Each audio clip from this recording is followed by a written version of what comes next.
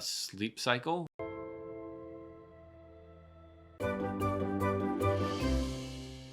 Eight hours of sleep is not necessarily necessary for everybody. What you want to do is find just that right time to sleep. Basically, according to Chinese wisdom, you have different time segments, 2-hour time segments throughout the day that connect to a particular organ. So we have 12 different organs that connect to these different time periods. These are the energetic periods. So that means that that organ is most active during that time.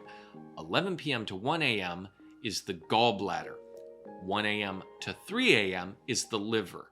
Those two organs work together to really process the blood, remove toxins, but not just that, also emotional toxins, things like that. So you want to be sure that you're lying down for those to work. If you are not lying down, if you are active, if you're using your body, using your muscles, the blood is not able to return to the liver.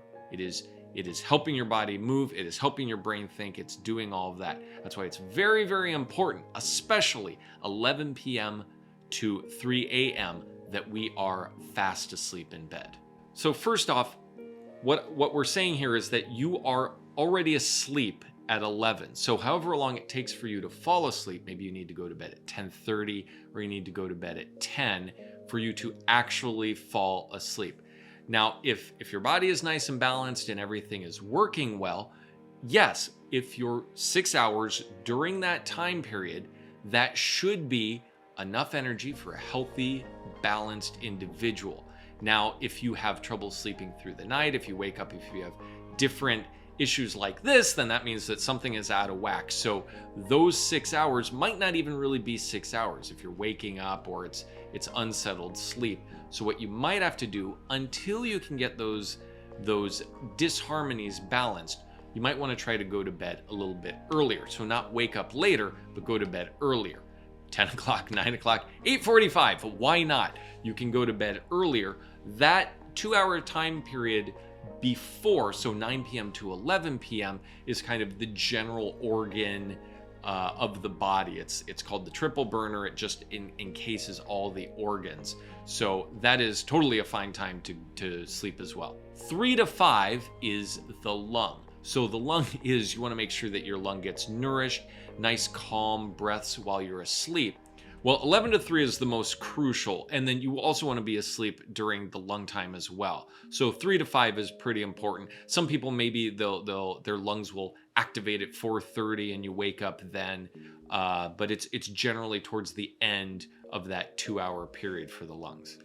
And then at 5 a.m., if you have gone to bed at a good time, at 5 a.m., you should have this breath. It's almost like the scene that you see in a movie, right? Where the person wakes up like that. That should happen to every single person right around 5 a.m. Whenever that happens, that's the time you wake up. You can think of that breath. It's very much like when a baby is born and they take their first breath. Energetically, that's what's happening. It's the birth of this day. You're being born in this day. You take this breath, now you're awake. If you go back to sleep, then you kind of killed that momentum. Well, I would argue that probably what happens at around 5 o'clock, you do take that breath, you do actually wake up, but maybe you didn't get good enough sleep, maybe you felt exhausted, maybe you didn't go to bed at the right time, and so you're gonna want to, your body says, you know what, forget about this, we're going back to bed. What science is discovering now is pretty much what the ancients in China have been talking about before. I've heard people say from 10 p.m. to 10 p.m. to 2 a.m. is like the money sleep, which is basically, depends on whether you're on daylight savings or not. So we're using 11 p.m. to 3 a.m., but sometimes it could be 10 p.m. to 2 a.m., I suppose. Well, ancient wisdom doesn't usually talk about sleep cycles, but in the West, each sleep cycle is an hour and a half, which is getting close to the 2-hour period of that. That would be 4 sleep cycles, or 3 of these 2-hour segments.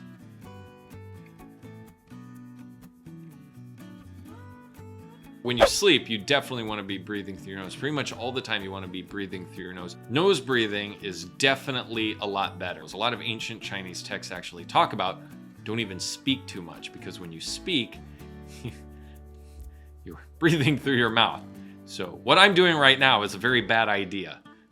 Also, too, according to ancient wisdom, pathogens, when you speak, especially when you're outside and it's windy, can enter through your mouth. Now, you don't have as much of that problem when you're asleep at home, but drafts and things like that, you could get colds if you're not careful. At 5 a.m. to 7 a.m., that's the large intestine, or the colon, and that period of time, after you have woken up at 5, and then the colon does what the colon does best. That's the best time for that. Before you fall asleep at 8:45 tonight, be sure to like and subscribe. And if you have any other questions about ancient wisdom, anything in this video, or really anything at all, leave it in the comments below. And if you're lucky, maybe I'll make a video about it.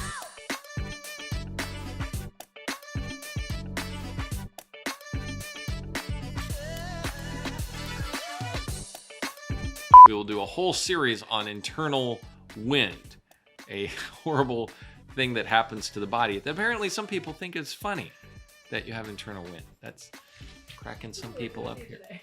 Woo, it's certainly windy in my organs today. My goodness, how do I get rid of all this wind? It's not what you're thinking, okay? It's not. It's different than that.